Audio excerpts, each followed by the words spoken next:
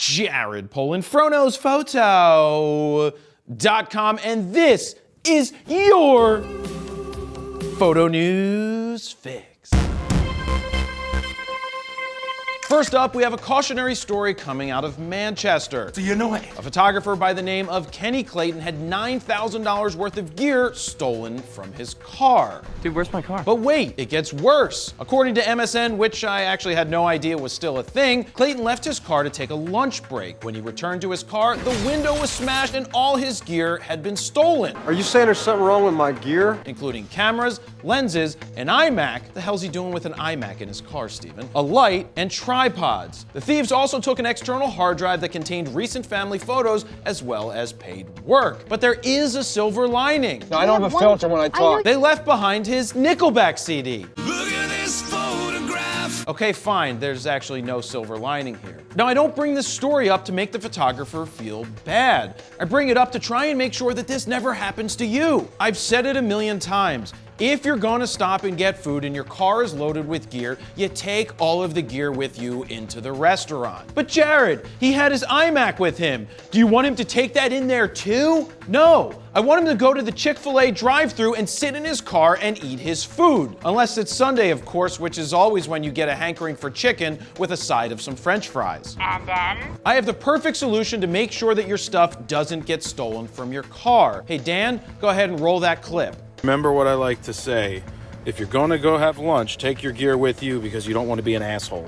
I also don't want to leave an A92 EOS R kit and a 400-28 in the back of my car because I don't want to be an asshole. So you are an asshole if you leave your shit in the car. Exactly. You are an asshole if you leave your shit in your car.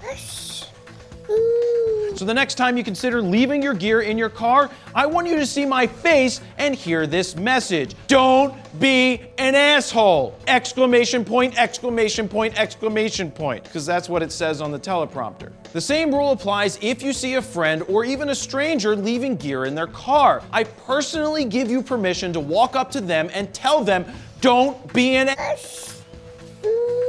Take your gear with you. Oh yeah, and download My Gear Vault so you can keep track of everything that you have so you know what you have and what it's worth, because it's free for iOS and Android. Next up, I will be giving away 2 cameras in person this Friday, December 6th from 5 to 7 p.m. in Las Vegas at the Amazon pop-up camera store in the Fashion Show Mall. Now this is a free event where I will be doing rapid fire critiques, answering your questions, and giving away a Sony RX107 kit valued at $1,298 and a Canon EOS R kit with RF 24 to 105 lens that is valued at $2,700. Now there's no cost to get entered, but you must be there in person for your chance to win. Continuing on, is Canon possibly working on a future full-frame mirrorless camera that will employ a hybrid mount that works with both EF and RF lenses? No. Canon Rumors claims to have heard from a couple of sources that a forthcoming EOS 1 style EOS R camera will be able to take both EF and RF glass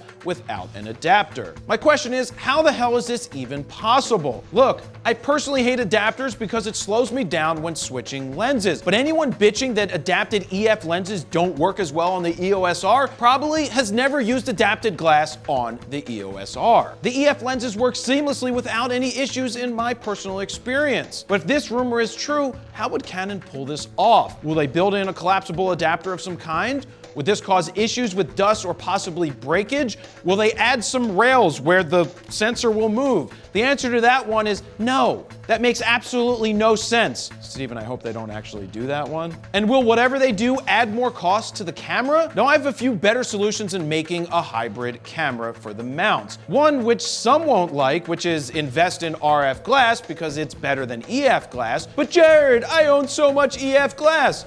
Okay, then the second solution is this. Canon can sell 3 packs of adapters for only $99, and you can have an adapter on all of your lenses. Boom. Boo, boo, boo. Matt. Boo, boo. Boo, boo, boo, boo, boo. Meow. Pow, pow, pow, pow, pow. How do you think Canon will pull off a hybrid mount, if at all? Let me know down below. And finally, Sony's done it. They've reached the pinnacle, the top of the aggro crag, proving that they have. According to BCN rankings, Sony has pushed Canon and Nikon out of the way. as they take the lead in the full-frame camera market in Japan. In Japan, Sony saw its total share of the full-frame camera market increase to 38%, up from 31.6%, while Canon was knocked down a peg to second place at 36% of the market, compared to 37.8% last year. Last year, Nikon was at 29.1% of the market, and now they're only at 24%, which is a substantial drop of, let me do the math, 29.1%. Steven, is 4.1%. It's 4.1%. Wait.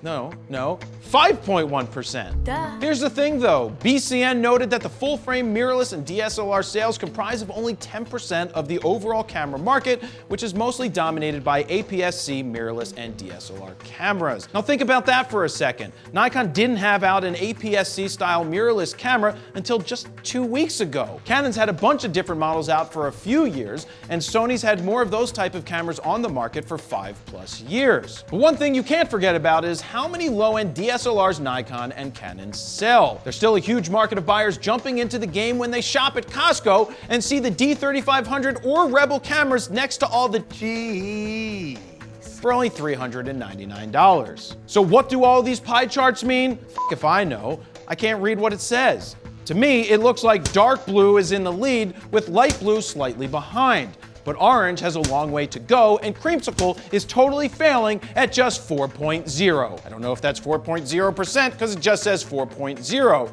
Or is 4.0 better than 55.7? I don't know. This is a very good sign for Sony and for my bank account. Why, you may ask? Because according to Fro is a shill on YouTube, Fro is clearly being paid by Sony. What other explanation could there be for him switching to the Sony a7R4? Is Fro is a shill right, Steven? Yes!